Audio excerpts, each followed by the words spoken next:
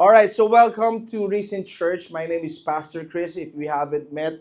And we are just a 6 months po na church and we are so grateful to the Lord.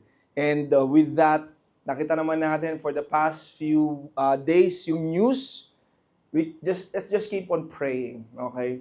And we know na isa po sa maapektuhan sa atin is yung gasolina. Okay?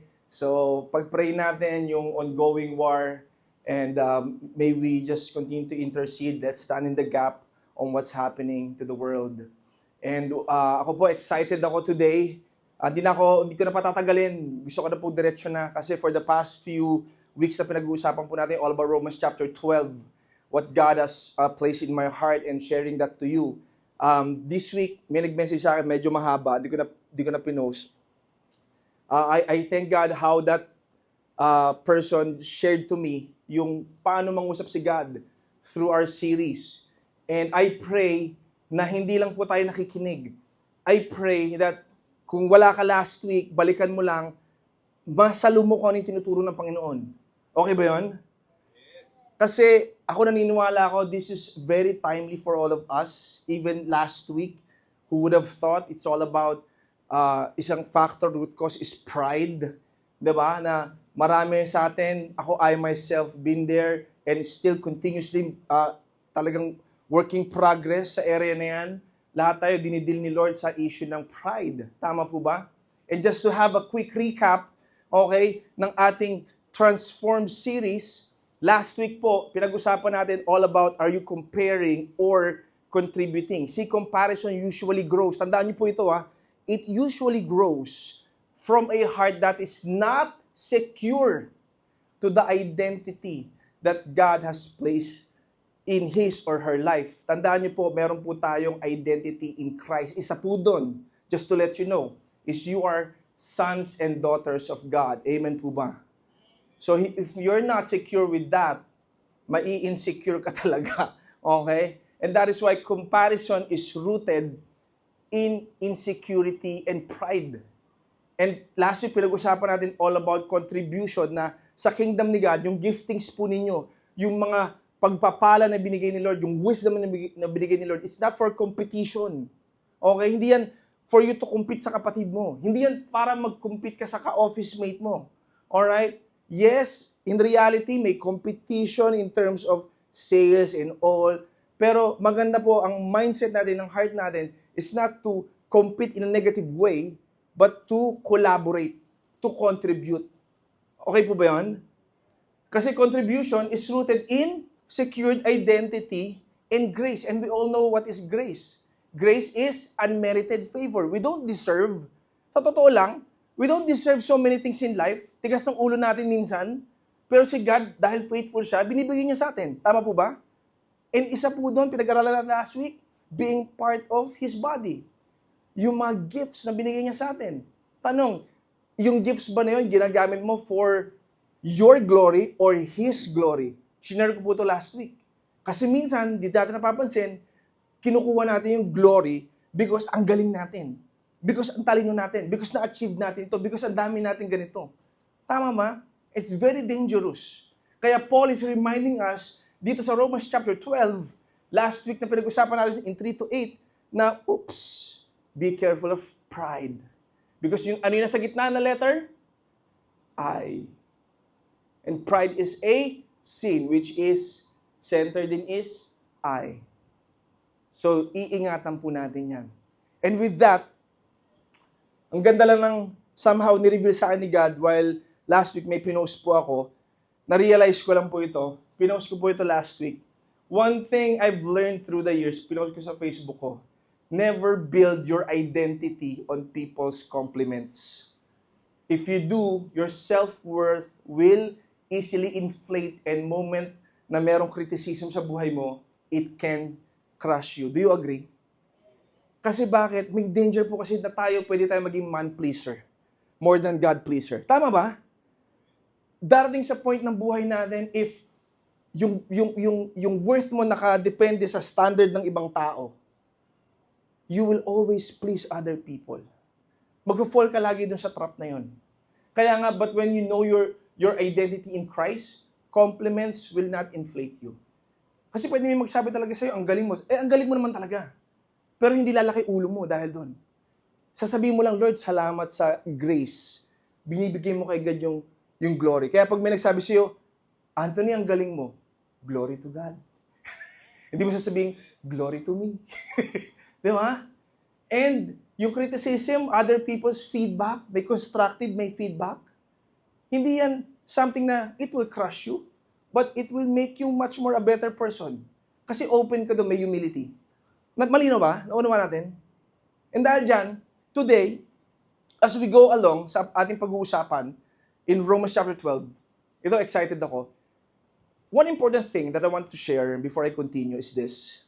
Sa Bible po, when we read the Bible, sino dito nagbabasa ng Bible? Thank you, Jesus. Yung hindi nagtaas, okay lang, we don't judge. Joke lang. Okay, sa mga nagbabasa ng Bible, ganito. When we read the Bible, may two passages, okay, na makikita tayo doon. Number one, may tinatawag na descriptive. Sabi natin descriptive. Pangalawa, may tinatawag na prescriptive. Sabi natin prescriptive. So may descriptive passage at saka may prescriptive na passage. Anong ibig sabihin, Pastor Chris? Explain ko lang mabilis para malinaw sa atin. Descriptive, ibig sabihin yan is this. Ito po. Descriptive passages describes what happened in the Bible. Kung ano yung nangyari sa Bible. They tell the story of events, people's action, and historical moments, but they do not always mean God is what? Commanding us to do the same thing. Example, nagbasa ka, nagpunta ka ng Old Testament, nakita mo si David and Goliath. Sino dito nabasa nyo na yung David and Goliath? Praise God. So makikita natin, descriptive po yun. Ibig sabihin, pag binasa mo, okay, may mga taong involved si David, si Goliath, mga kapatid niya, Israelites, okay, ito yung setting. So it doesn't mean na dahil nakikita mo yon, ibig sabihin ikaw, hahanap ka na rin ng giant, sino ba pwede kong maslay na giant dito sa trabaho ko? Hindi. Okay? So, meron pong ini-explain na story. Malinaw po ba? Now, on the other hand, may tinatawag po yung prescriptive. Ano yung prescriptive? This teaches us how we should live as Christians. They give commands, instructions, and principles that guide believers in their faith at saka yung ating daily life. So, dito pong pasok yung Christian living. Malinaw ba? So, pag nagbasa ka ng Bible ngayon, ma-identify mo na, okay, ito, principle to sa Bible, command to ni God, ito, scenario, descriptive to. Ano yung example ng prescriptive? Mandate ni God. Matthew 28:19, ano yun? Go and make disciples. That's a mandate. So, lahat tayo, inuutosan tayo ni Lord na go and make disciples. Ano pa? Greatest commandment ni God, love the Lord your God. That's prescriptive. And love your neighbor. That's prescriptive. Ano pa? Love your... Lakasan nga natin. Parang galing nun Ulit nga 1, 2, 3. Love your... alam nyo na. Prescriptive yun. Ibig sabihin, si Lord inuutos sa atin na kahit mga enemies. Madali ba? Sino sabi yes? Madali ba? Magmahal ng kaaway. Yung pag binigay mo yung kanan, kaya mo ibigay yung kaliwa pag tinampal. Madali ba? Well, at times, the reality is, maraming mga principles in the Bible is not easy to live by. Tama ba? That's the reality. And, ang galing lang ni Lord kasi nga, lahat tayo, as we live, patuloy niya tayong binabago. And that is why, today, ang pag-uusapan po natin is in Romans chapter 12, verse 9 to 13. Okay? Para po sa mga bago namin kasama dyan, so you would know, we are studying Romans chapter 12 for the next 4 weeks. Nakaka-tatlo na po tayo. So this is our week 3. So pwede po ba natin sabay-sabay basahin? Okay lang ba? Alright, Romans chapter 12, verse 9 to 13. Are you ready? Let's read all together. 1, 2, 3, fire! Hate what is evil. Cling to what is good. Be devoted to one another in love. Honor one another above yourselves. Never be lacking in zeal.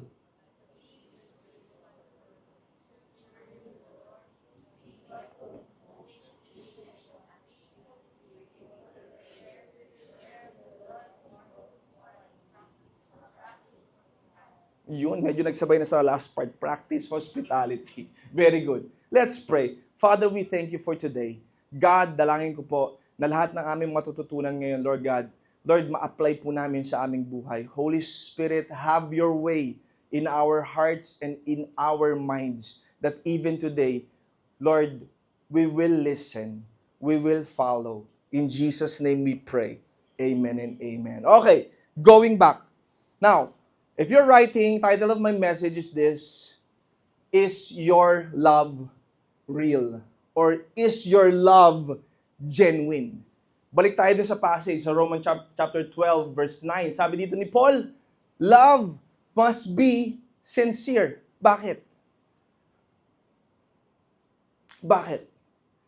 Ibig sabihin, maaaring may mga tao na talagang hindi sincere yung kanilang pagmamahal. Tama ba? Sa Pilipinas, ang tawag dyan ay orokan.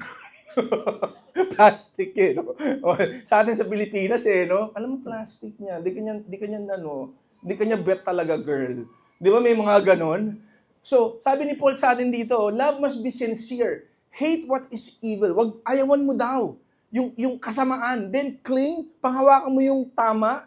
Be devoted to one another in love. Yun pa rin. Then honor one another above yourselves. Wow, parang God. Ang hirap naman ito. Now, point number 1, if you're writing, write this down. Practice genuine love, not fake love. Anong ibig sabihin? In the Bible po, para sa mga bago nating kasama, if it's just so happen, hindi mo pa to alam, sa mga may alam na nito, matagal ng Kristiyano, a refresher to you. Tama-tama, mamaya may refresher din po kami ng Joe. Sumegway pa, no? So, meron po tayong somehow na dapat maunawaan natin to for biblical meaning of love. Okay? Para lang malinaw, balikan lang natin para malinaw sa atin. Kasi i-explain ko mamaya yung love must be sincere. Ano ba yung apat na kinds ng biblical love? Sa Bible po, palagbasa ka, hindi pare-pareho meaning ng love. Okay? So, number 1 is this, agape. Sabi natin agape. Ano yung agape? It is the unconditional love of God to people. It's sacrificial love. Second, ano yun? Phileo. Sabi natin phileo. Phileo is all about your love. Sa yung friendships. Parang yung mga nasa harap natin, no? Friendships. Di ba? So, affectionate love. Ano yung pangatlo? Storge. Sabi natin storge.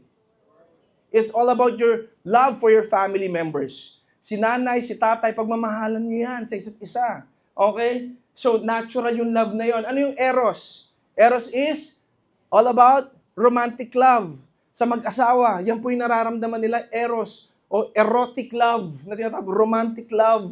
Okay, ito po yung apat na klase ng love in the Bible. Now, when you go back to Romans chapter 12 verse 9, ano yung love na ibig sabihin na pinapatukoy ni Paul?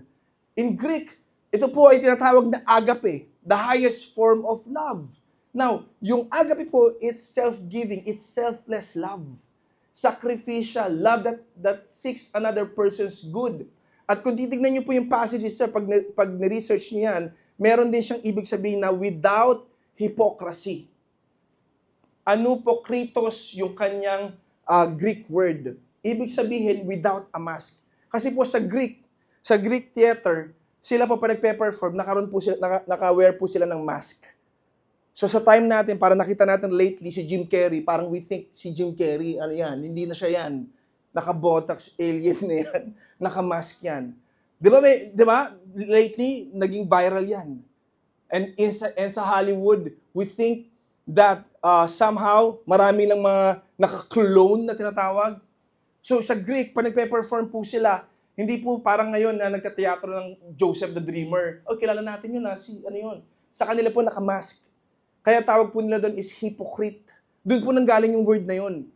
Hypocrite, kumbaga hindi sila yun, they pretend to be someone. Okay? Malinaw po ba? They pretend to be someone. Now, anong ibig sabihin ni Paul? Paul is saying to us, love must not be an acting. So, ibig sabihin yung love mo dapat sa kapwa mo, hindi siya manipulative, hindi siya performative, hindi siya transactional. Naunawa natin? Bakit? Sa Pilipinas, madaling mahalin, which somehow, kahit naman siguro sa ibang part ng mundo, may mga ganun din. Pero culturally speaking, sa atin magaling tayo sa magaling sa atin eh. Tama ba? Mahal natin yung talagang mahal tayo eh. Pero paano pag hindi ka talaga mahal ng tao? O pag hindi ka nalang pinapansin, oh? Parang, di ba? Parang hindi ko siya feel. Parang hindi niya ako feel. Magkasama kayo sa trabaho. Magkasama kayo sa church. Pwede ba yun? Yeah. Can that be possible? Yeah. Can we show fake tuloy? Fake love? Fake? Pwede ba? Yeah. Tama. Pwede natin ipakita yun. Kaya nga, sabi sa Bible, is this John 3:18, Dear children, sabi ng Lord, mga anak niya, let us not love with words or speech. Ano sabi doon? But with actions and truth. Hindi lang mahalin mo yung isang tao through your words, but through actions. See, you can boldly say, talagang nagmamahal ka through action. Pasang kamay. You can be sure. Ay, sige, testing natin ha. Testingin natin, magtatanong ako sa inyo. Lagyan ko ng layer, yung tanong ko. Kamusta pagmamahalan nyo? Sisimulan ko sa loob ng bahay. Kamusta pagmamahalan nyo sa loob ng bahay? Sa pamilya nyo? Kapatid, kamusta kayo ng nanay mo? Kamusta kayo ng kapatid mo? Talaga ba? Nagmamahalan kayo ng totoo? O matagal ka nang may galit sa kanya?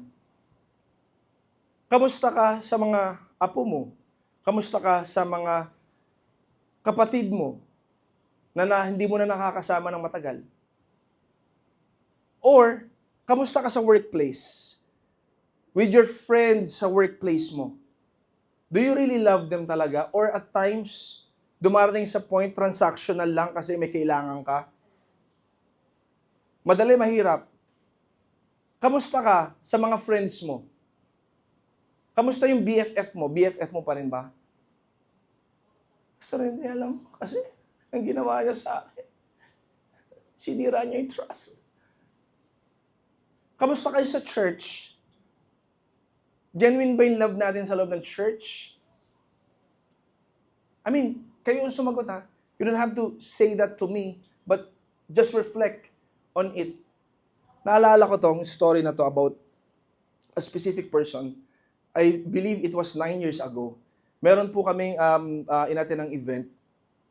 Isa po siyang parang, kumbaga, table kami. And I believe, nung sa table namin, if I could remember it clearly, nasa 9 kami or 10. May mga kasama po ako doon, former pastors. Ibig sabihin, hindi na po sila pastor. May mga coaches, may mga businessmen. And in that table, whole day session. Yung session na yun, nag-last kami for 4 months, I believe. It's all about you sharing to one another for a specific topic. Ang galing. Ang daming matututunan. And talagang puring lang ng heart. And nag-strike sa akin yung isang kasama ko na I didn't expect na yung story niya, wow, parang pwede pala mangyari yun sa loob ng bahay. Alam niyo po nangyari is this. Sinishare niya kasi yung topic namin is all about love. And then, may tanong, naranasan mo na ba na kumbaga magkaroon ka ng experience from the past na talagang hindi mo naramdaman yung talagang totoong love sa isang pamilya? Alam mo, nag-share sa amin, sabi niya is this, all his life, ang ini-aim niya, alam mo kung ano, mapatumba niya yung tatay niya. Sabi ko, grabe naman yun. Sabi ko, sa isip-isip ko, grabe naman yung goal nito. Ngayon, nandoon siya, 9 years ago, siya, on the works. Kumbaga, on the works siya. Hindi pa siya nandoon, pero pinaprocess na siya ng Lord. Pero he's very much open. Alam mo kung naman niya sa amin? Bata pa lang siya, lagi siyang ginugulpi ng tatay niya. Ilan sila magkakapatid? Pero for some reason, hindi niya lang maintindihan bakit lagi siya yung hindi gusto.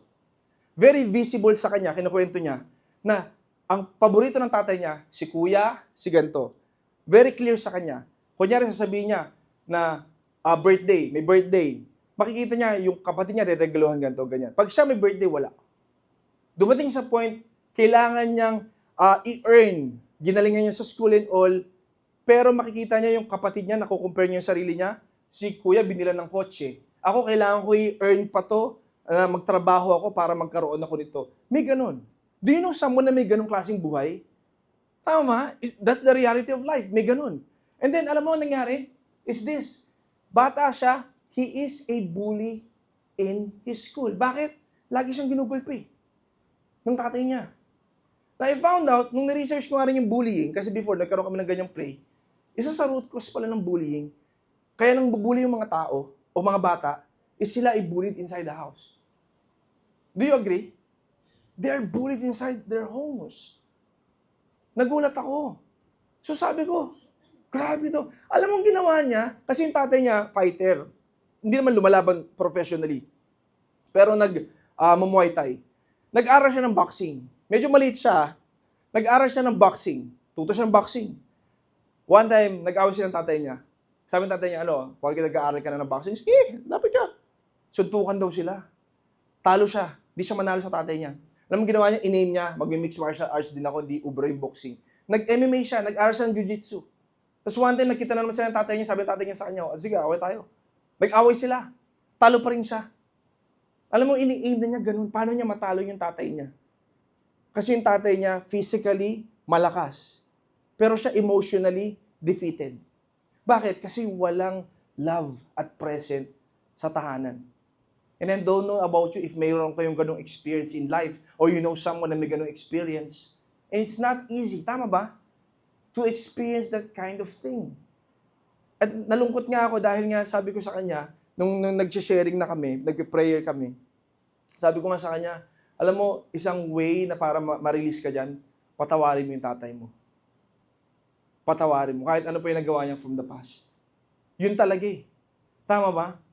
And that is why John 13:34-35 says, sabi dito ni God, a new command I give you, love one another as I have loved you. So you must love one another. And by this, sabi niya, everyone will know that you are my disciples. It's not about giftings. Yes, gifted ka, magaling ka, graduate ka ng ganito.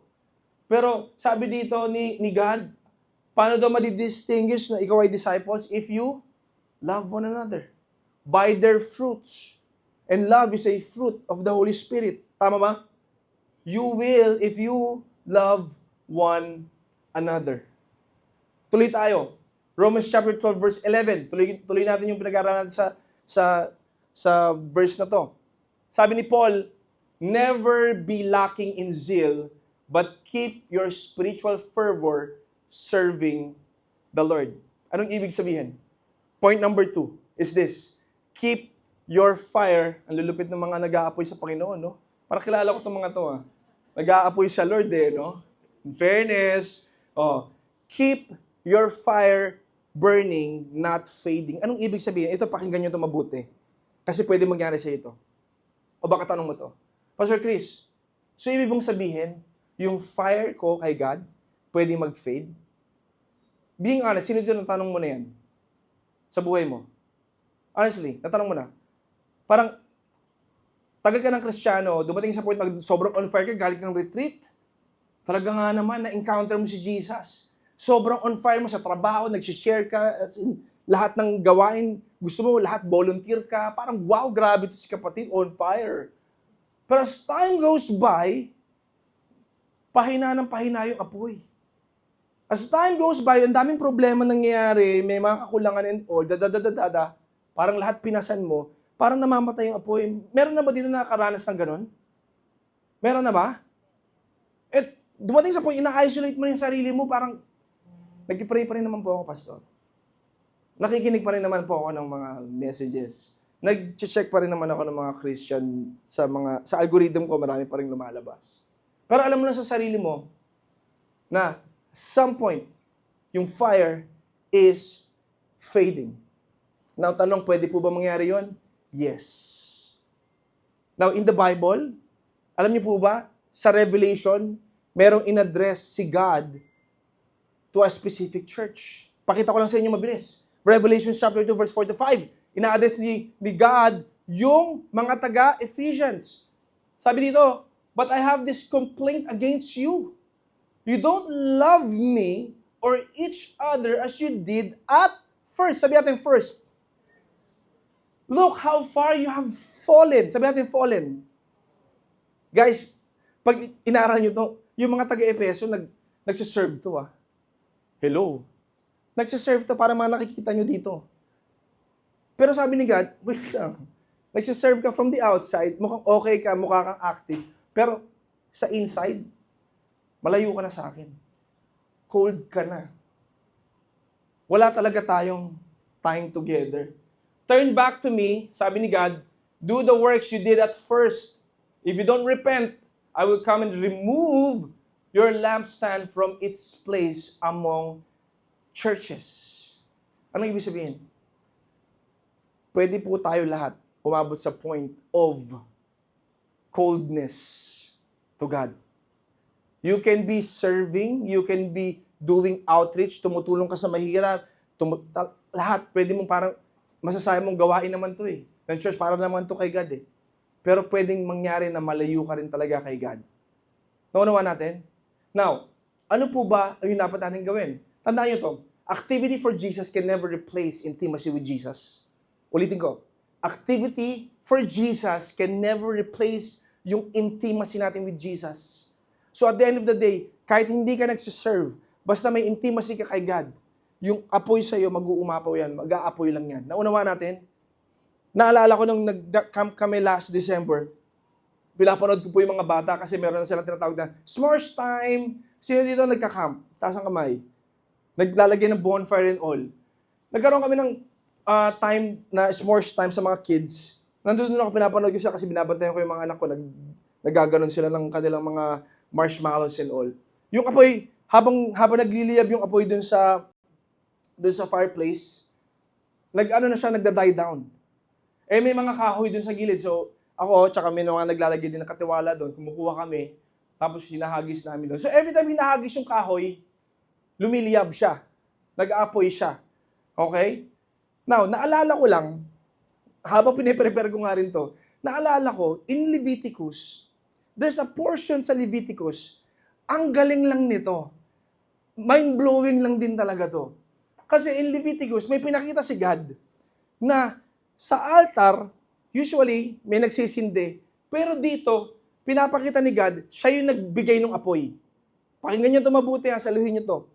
Sa Leviticus chapter 6, verse 12, si Lord na nag-apoy sa altar. Sabi dito, the fire on the altar, meron siyang instruction sa mga priests. The fire on the altar must be kept, burning.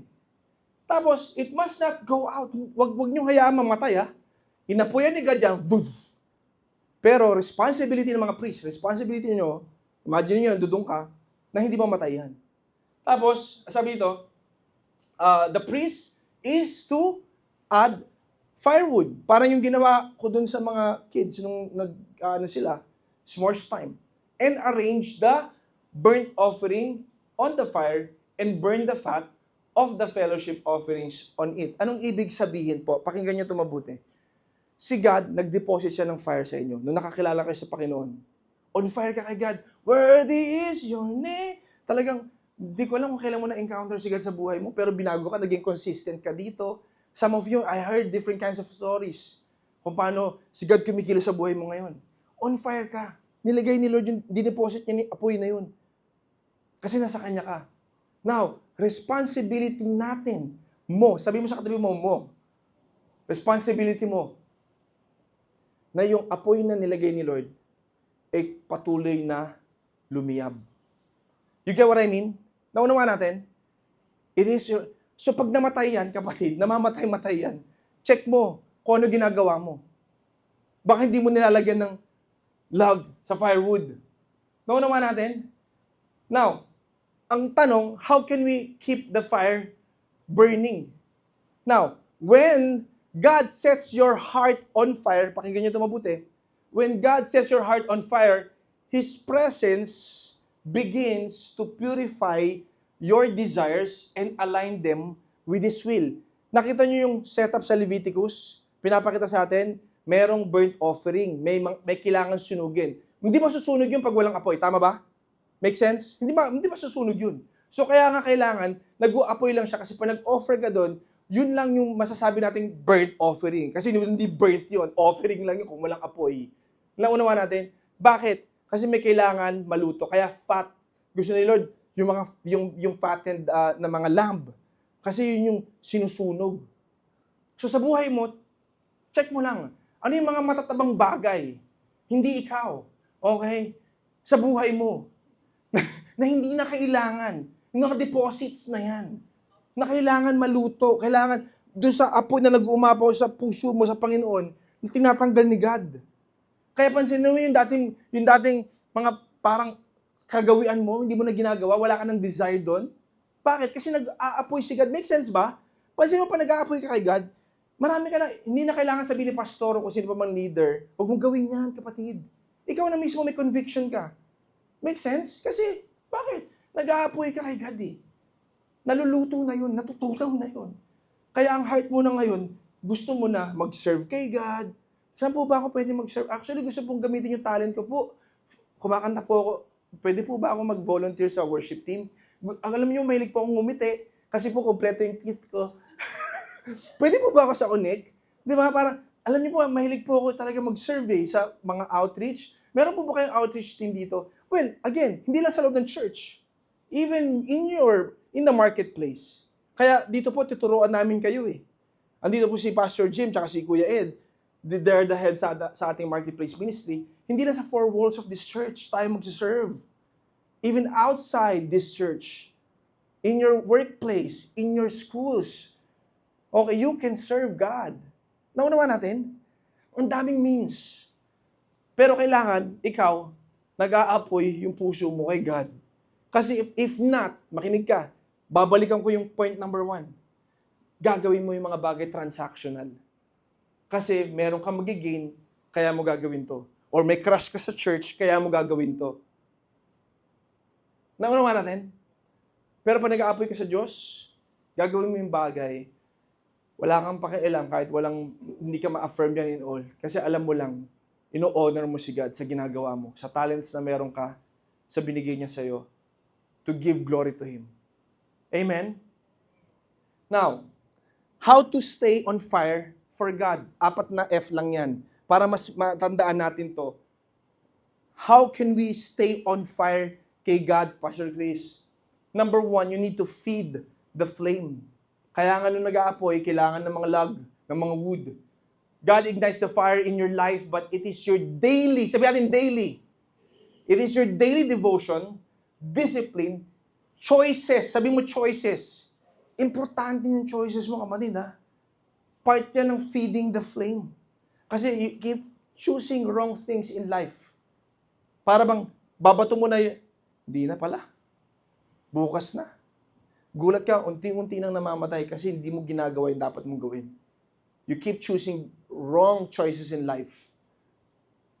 Sabi sa 1 Peter chapter 2, like newborn babies, crave pure spiritual milk.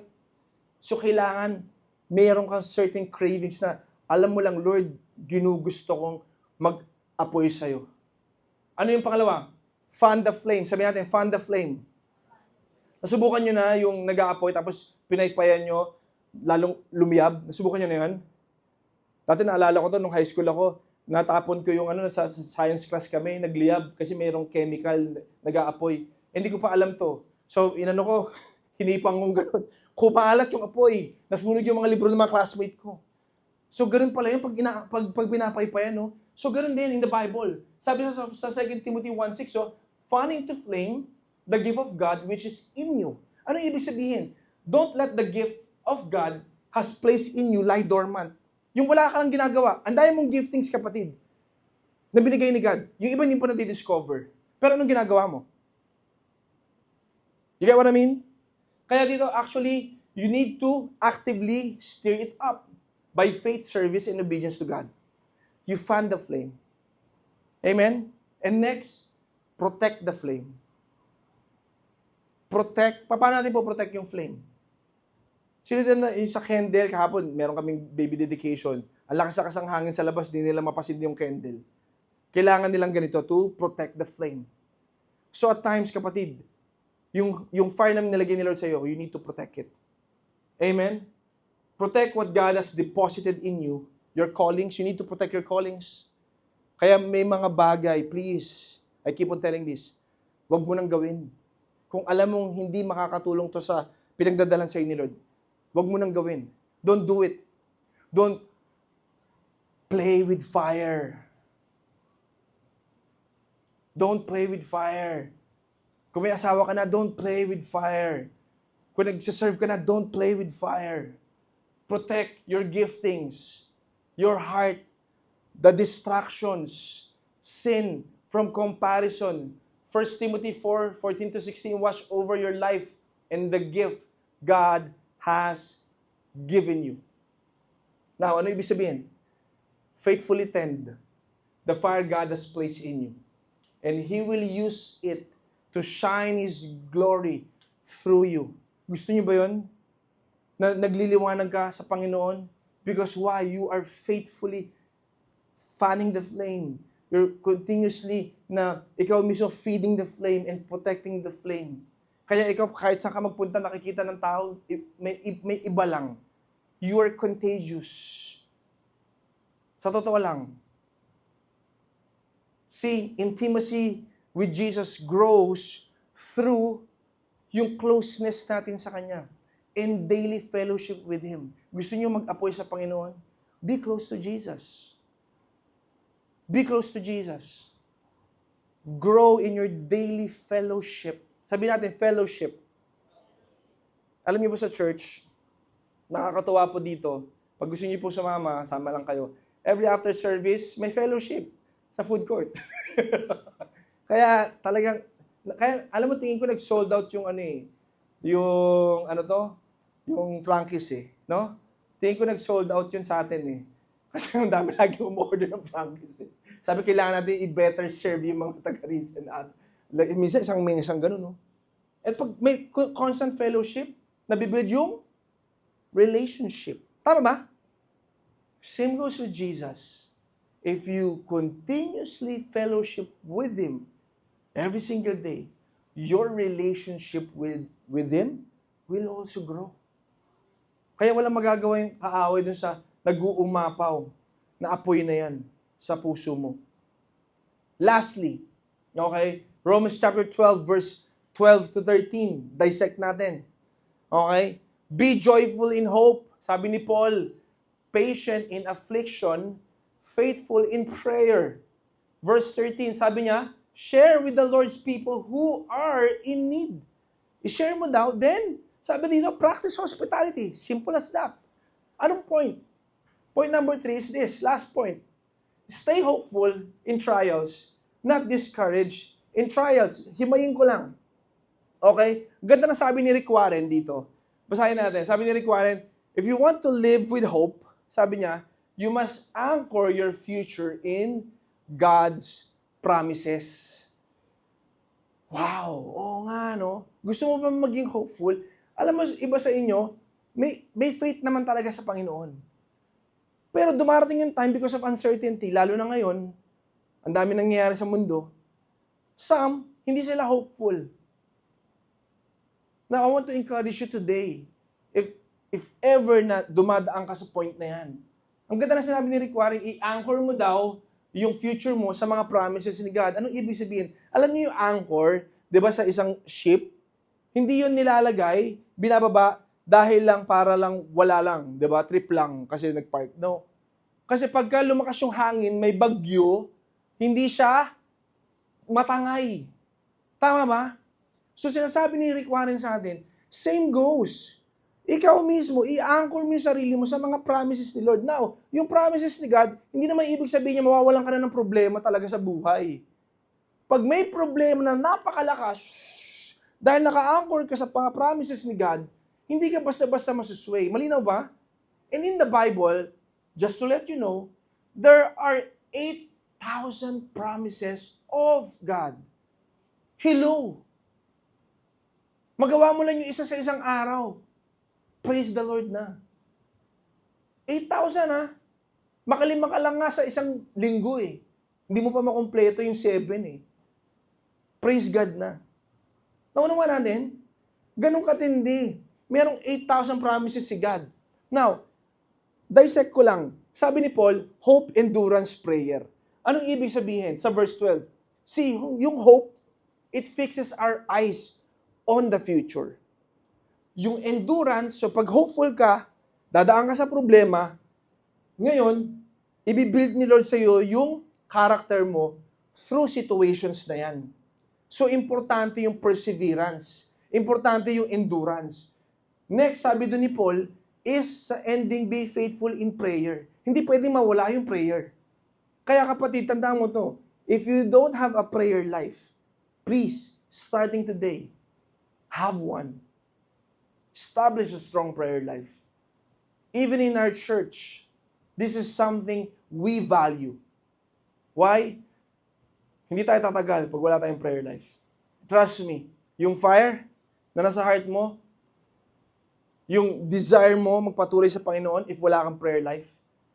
Kaya pansinin mo, lagi mo tinatanong, Lord, ba't paulit-ulit yung sitwasyon na nangyayari sa akin? Pastor Chris, di ba? Alam naman na ni God yung heart ko eh. Alala ko may nagsabi sa akin yan. Ba't pa ako mag-pray? Alam naman na ni God yung heart ko, di ba? Hello, prayer, it keeps you connected to the true source. Sabi sa Bible, abide in me and I in you so you can bear much fruit. Because apart from God, you can do nothing. So, ibig sabihin, if kaya mo mabuhay ng walang prayer, ibig sabihin, sinasabi mo, kaya mo mabuhay ng wala si God sa buhay mo. Make sense? Kaya nga, importante na being hopeful, yung endurance, and being prayerful sa isang buhay Kristiyano, prescriptive to. Hindi to bagay na sinasuggest lang. Baka naman, kaya mo maging hopeful, bro, sis. Hindi, maging hopeful ka, kapatid. Ang daming promises ni God. So una, inaano sa atin ni Paul, importante yung sincere love eh.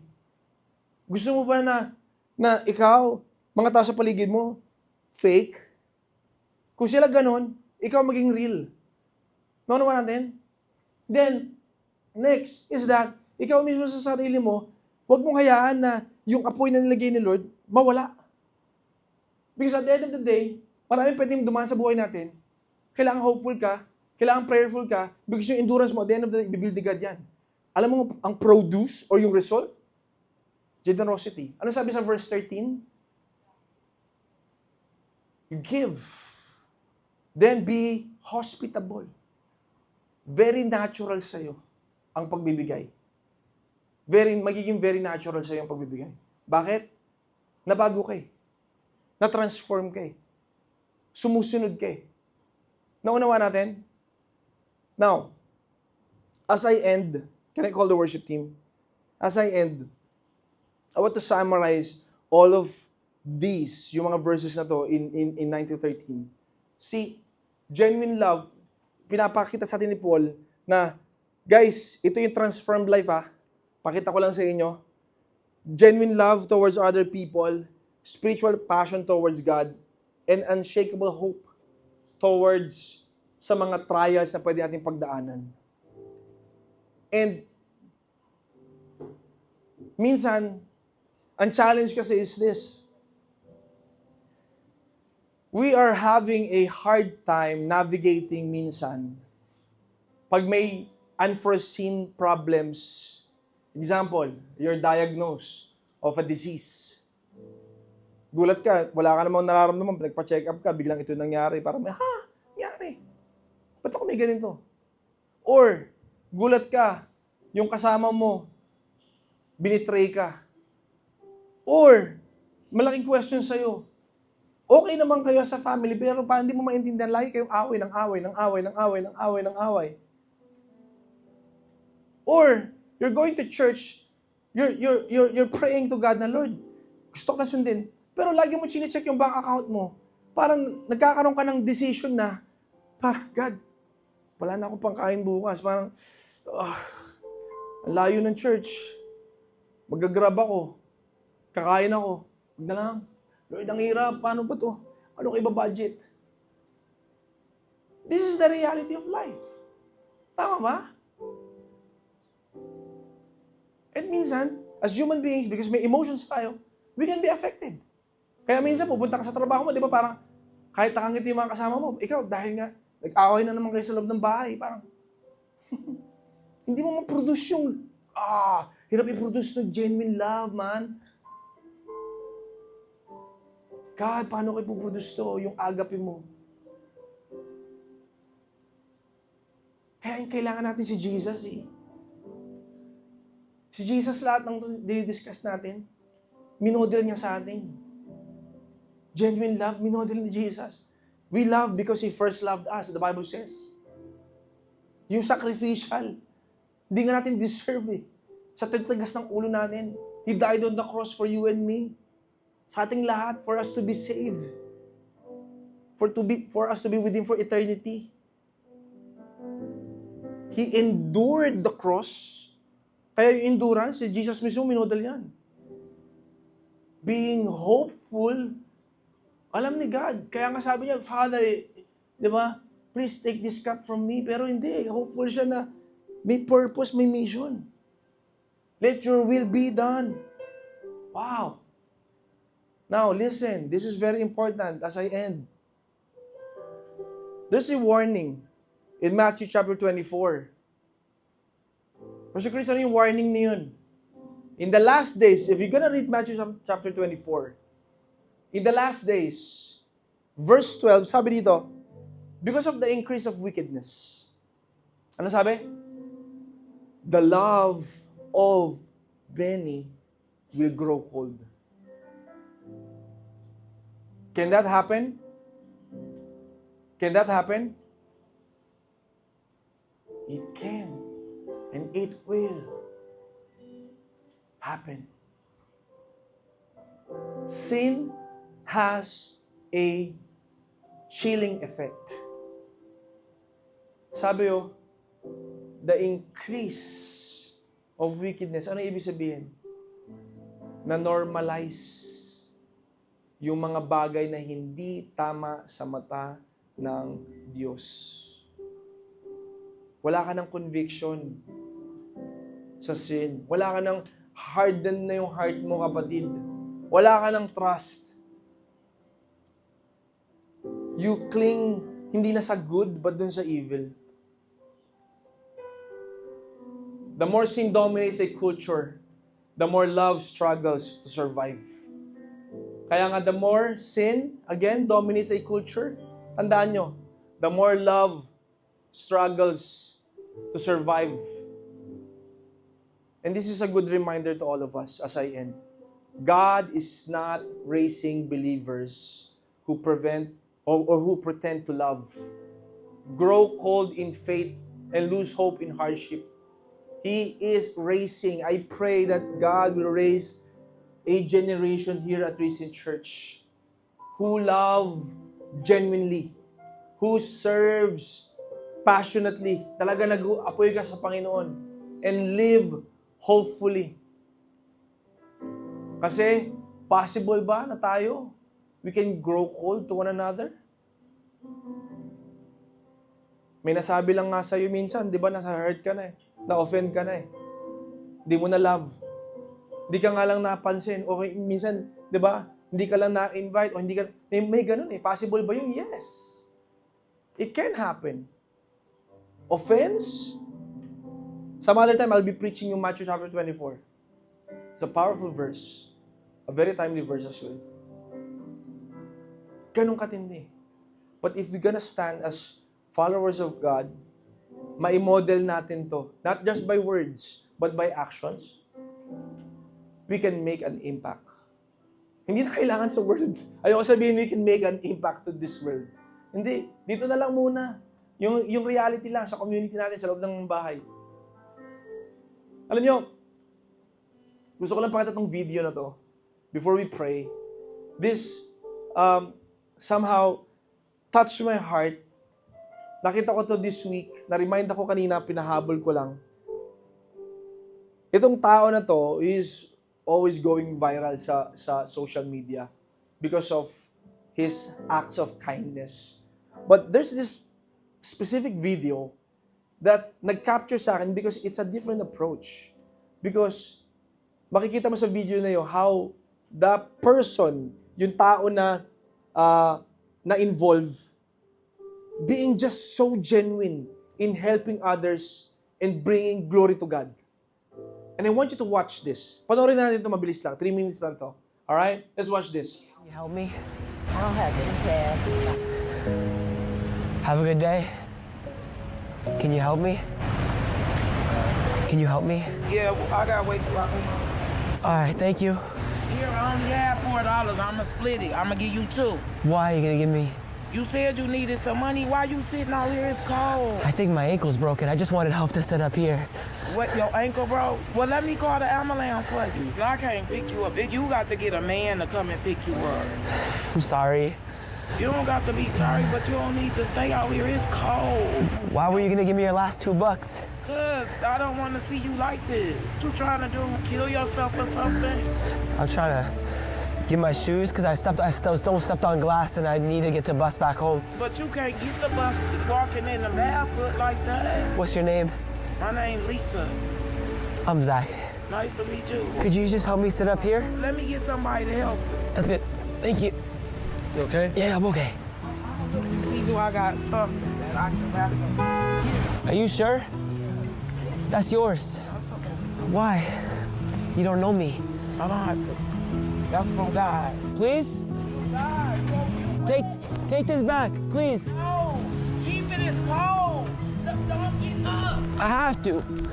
Oh my God, Lord Jesus, please help me, Father. It's okay. I'm good. I'll be fine. I can't take your jacket. Lisa, look at this. So why you acting like you can walk? Try to find somebody kind to me. Lisa, you were gonna give me your $2 and a jacket. Why? Because I was going to do it. To help you. I thought you didn't have nothing. Wait 1 sec, Lisa. I was going to help you. I know. Where did you get that one? Oh my God. What is you doing? Finding somebody kind to me. It's $1,000. So what you gonna do with it? Give it to you. No, you lying. Stop lying. What is going on? Is this a prank? You can have my soul. Can you use it? Yeah, I can use it. You have kids? I got kids and grandkids. Are you serious? And you give me this? Come take control. That's God. Oh my God. Oh my God, Lord. Love you. Oh my God. Oh my God, Lord. Oh my God, Lord. I thank you very much, okay? You're welcome. What you gonna do with yourself? What you got? I'll be fine. I was kind of scared, but my name Denise. What's your prayer right now, Denise? Thank you, Jesus. I'm adopting my grandson. I adopt my mama kids. Now I'm doing my grandkids. I'm 55 years old. Oh You got a lot my of God, love. Lord. I don't know about you, but the best ko na napanood to pero it's still, always a pinch in my heart. Bakit? Like, what's my summary towards that specific video? Bakit ko siya pinapanood sa inyo? See, the reality of life, lahat naman tayo, may kanya-kanyang battles, right? We all have different battles in life. That woman, she has her own battle in life. Her $2, she's very much willing to give it away. Her jacket, she's very much willing to give it away to a person who is in need. Right? Nung tinatanong siya, anong sabi niya? It is from God. Imagine, in a world that somehow people always want recognition from the politicians, makikita natin and all, to different kinds of people that want to recognize sila yun and all. A woman doesn't want to be recognized, glory to God. Pero di niya alam, si God inallow siyang ma-recognize ng tao through a video. And notice, one thing na ginawa niya, nung ni-reveal na meron palang something na ibibigay sa kanya, hindi niya kagad kinukuha yung pera. Kailan niya kinuha yung pera? Nung sinabi ni Zachary na, it is God. Ano sabi niya? Oh my God. Why? Because she knows. She knows. Same goes with you. Alam mo pag kay God. Alam mo si God. Alam mo si God yun. May kurot. God, talaga ba? Oh. Lord, thank you. Oh. Iba si God, iba ang Lord, sa totoo lang. No mind can conceive. Wala, hindi mo makakaya mapaliwanag. Once the Lord moves in your midst, in our midst, you cannot explain it, my friend. Yung babae sa video, nag-adapt siya ng mga bata. So, naturally, matulungin yung tao. One day, she's 55, God rewarded her through a person. $1,000. Malaki maliit. Malaki maliit. Hindi kasi natin ma-outgive si God. So my encouragement to you today, just continue to love genuinely, my friend. Even though walang tao nakakita in your workplace, how you are as a person, how kind you are, in your home, at your home, cha-challenge ka sa family, just loving them genuinely. Yung fire na nilagay ni God sa'yo, a beautiful reminder from Paul. Continue to feed the flame. Continue to fan the flame. And continue to protect the flame.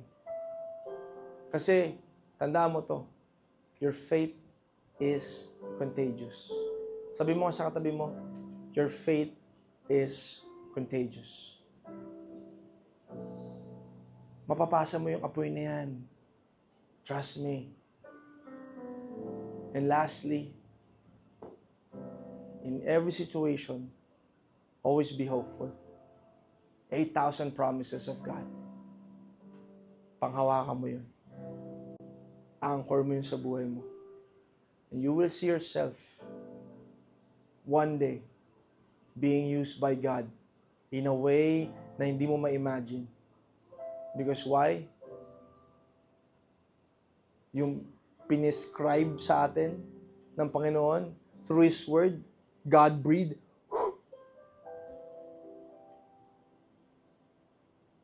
ginagawa mo. Amen.